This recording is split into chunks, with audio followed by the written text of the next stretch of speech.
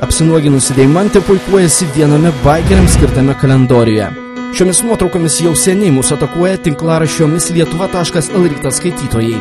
Kiek ši fotosesija Deimantės požiūrį yra nekalta, spręskite patys.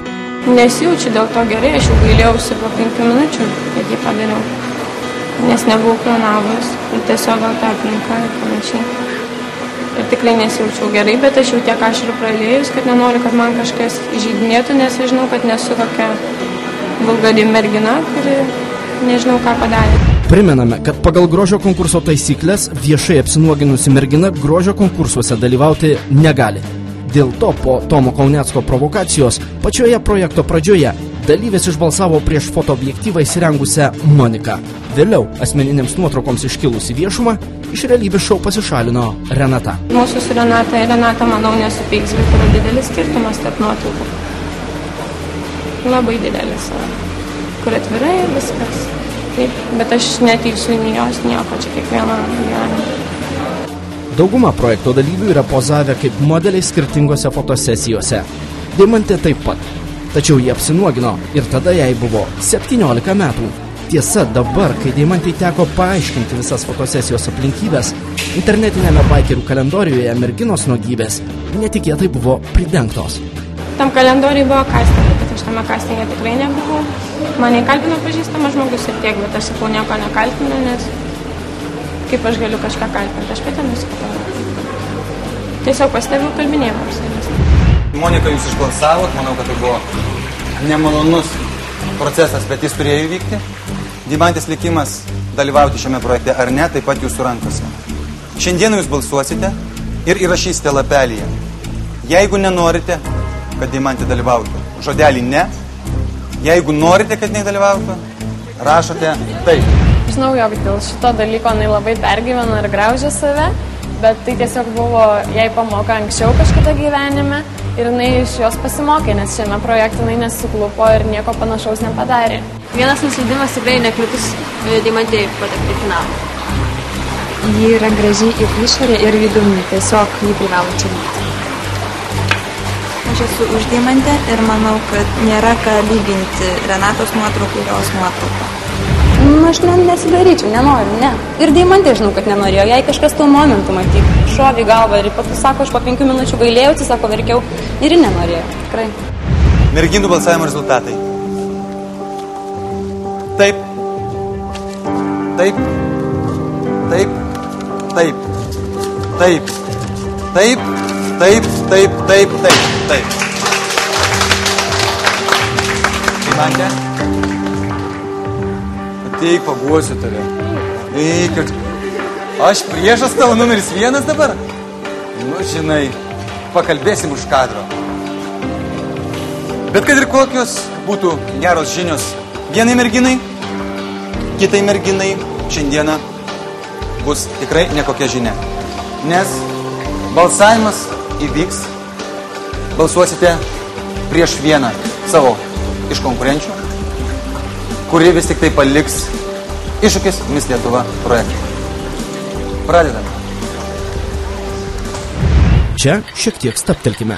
Atkreipiame dėmesį, kad balsuodamos prieš konkurentes merginos dažnai nelabai gali pagrįsti savo pasirinkimo. Šį kartą, gerokai prieš balsavimą, paprašėme dalyvių išdėstyti savo požiūrį, kuri mergina neverta dalyvauti konkurso Miss Lietuva finale ir kuri jų manymų yra nepakankamai graži. Ar šie atsakymai sutaps su argumentais balsuojant? Stebėkite ir spręskite jūs. Yra mergaitė, kuri labai super yra savo charakteriu, labai linksma, labai nuotaiką pakelia, bet galbūt Martynai reiktų susitvarkyti kelis tik tai dalykėlius, kaip plaukus ir veido odą. Manau vis tiek, kad šiai panelė tiesiog kažko trūksta, bet tikrai kalbu ne iš piktos pusės, tiesiog palinkėdama, jei būtų mielesnė. Galbūt mielumas svarbiausia trūksta. Tas žmogus pagal charakterį man labai patinka. Tačiau išoriškai vertinant, aš manau, kad Martyna yra silpniausia. Manau, kad būtų neteisingai, jeigu ši dalyvė savo buvimu išstumtų stipresnės konkurentės.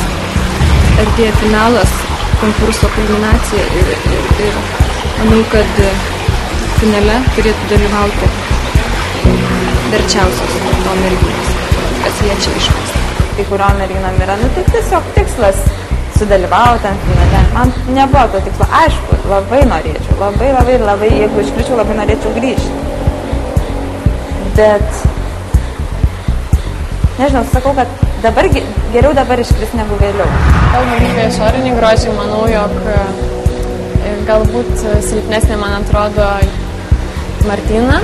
Tiesiog norėčiau jai palinkėti daugiau moteriško žavesio, švelnumo ir galbūt pasitikėjimo savimi. Ernesta, žinau, balsavo prieš mane, tačiau prieš prie jas prieinu, bandau bendrauti, tiesiog jaučiu nuo ją šaltumą, tai aš nežinau, tai kam reikalas, kas čia nedraugiškas. Na, su Rita bendrauju paprastai, kaip ir su visom dalyvėmis, tačiau mano nuomonė yra panelių, kurios galbūt man atrodo silpnesnės, galbūt jinai yra viena iš jų. Kurią konkurentę merginos nusprendė išprašyti iš projekto, sužinosite netrukus. Šios dienos jūsų balsavimo rezultatai. Martina. Marija. Marija. Ieva. Marija. Rita. Toks tad šis žaidimas ir geras žinias, ir blogas išgirstate iš mano lūpų. Nepaliko mūsų projekto Deimantė, bet šiandieną galite atsisveikinti su Marija.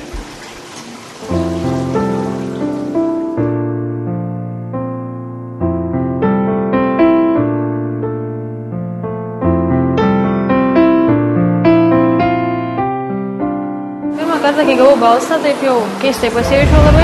Iš karto kilo mintis, kas prieš mane galėjo balsuoti, bet kaip visada gali tai būti iš tikrųjų. Paskui, kai balsas pabalsėjo, taip pripratau iš tikrųjų. Malonu, kad tu šypsaisi, bent jau šiandieną Marija, kaip patys matėte, puikiausiai išmoko plaukti.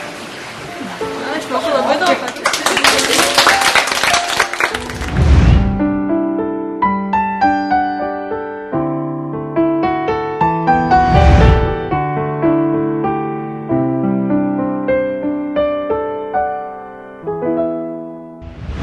Štai tokios grožio žaidimo taisyklės.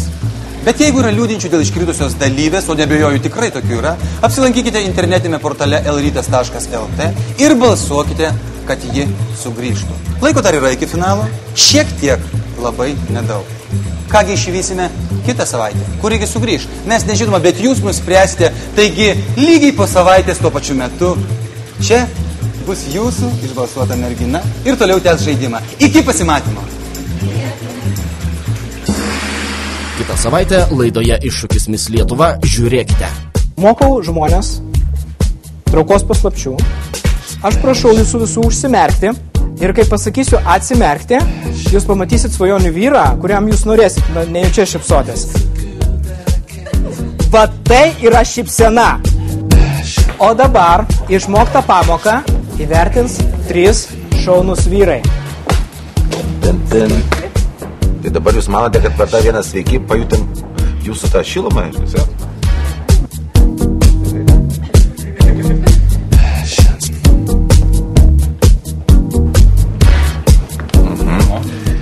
Tai... Man nepriimtina, kai nepažįstamas žmogus eina ir mane graibo ir liečiškas, kas čia dabar. Aš neišdypsiu, bet tai pavyzdžiui, jeigu jis labai visai jums patiktų, neišdėti. Šią užduotį atlikti jūs turėsite lygiai 15 minučių ir nesekundės daugiau. Kiekviena iš jūsų gausite po XL dydžio marškinėlius, iš kurių jūs turėsite susikurti savo apdarą.